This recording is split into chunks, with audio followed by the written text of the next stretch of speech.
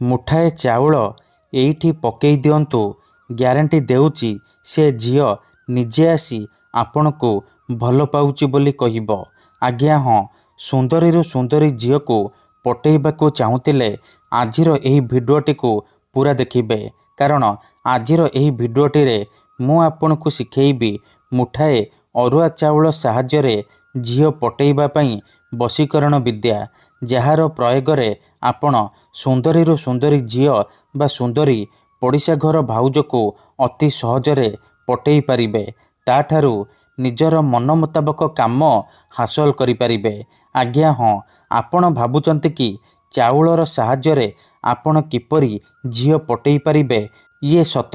ଆମର ତନ୍ତ୍ରଶାସ୍ତ୍ରରୁ ମୁଁ ଆଜି ଆପଣଙ୍କ ପାଇଁ ଚାଉଳରେ ଏମିତି ଏକ ସହଜ ଘରୋଇ ବଶୀକରଣ ନେଇ ଆସିଛି, ଯାହାକୁ ପ୍ରୟୋଗ କରିଦେଲେ ଆପଣ କେଉଁ ବି କୁଆଁରୀ ଝିଅ ବା ବିବାହିତା ନାରୀକୁ ଅତି ସହଜରେ ପଟେଇ ପାରିବେ। ତାଠାରୁ ନିଜର ମନ ମୁତାବକ କାମ ହାସଲ କରିପାରିବେ। ଏହି ବଶୀକରଣ କରିବା ସବୁଠାରୁ ସହଜ।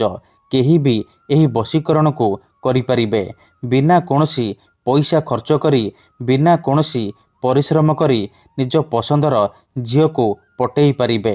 ପଡ଼ିଶା ଘର ସୁନ୍ଦରୀ ଭାଉଜଠାରୁ ନିଜର ମନ ମୁତାବକ କାମ ହାସଲ କରିପାରିବେ। ସିଏ କୌଣସି ପ୍ରକାର ବାଧା ଦେବ ନାହିଁ। ନମସ୍କାର ଫ୍ରେଣ୍ଡସ୍, ଓଡ଼ିଆ ଫଣ୍ଡା ଚ୍ୟାନେଲକୁ ଆପଣମାନଙ୍କୁ ସ୍ୱାଗତ। ଯଦି ଆପଣ କେଉଁ ଝିଅକୁ ମନେ ମନେ ଭଲ ପାଉଛନ୍ତି, କିନ୍ତୁ ଯେତେ ଚେଷ୍ଟା କଲେ ମଧ୍ୟ ତାକୁ ପଟେଇ ପାରୁନାହାନ୍ତି, ତାକୁ ନିଜର ମନ କଥା କହିବାକୁ ଡରୁଛନ୍ତି, ଆଉ ଆପଣ ଚାହୁଁଛନ୍ତି କି ସେ ଝିଅ ନିଜେ ଆସି ଆପଣଙ୍କୁ ଭଲ ପାଉଛି ବୋଲି କହୁ, ତେବେ ମୁଠାଏ ଅରୁଆ ଚାଉଳ ଏହି ଜାଗାରେ ପକେଇ ଦିଅନ୍ତୁ।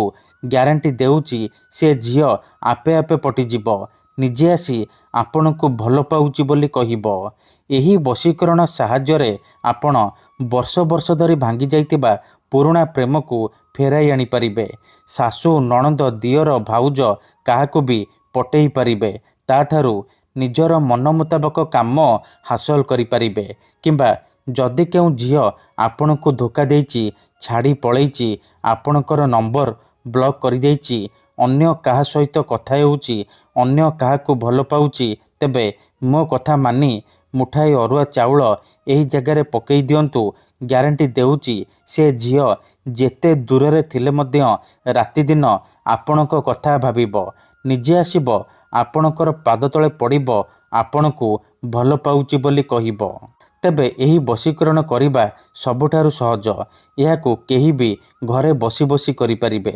ତେବେ ଏହି ବଶୀକରଣ ଆପଣ କିପରି କରିବେ, ମୁଠାଏ ଚାଉଳ ଆପଣ କେଉଁଠି ପକେଇବେ, ମୁଁ ଆପଣଙ୍କୁ ଶିଖେଇବି।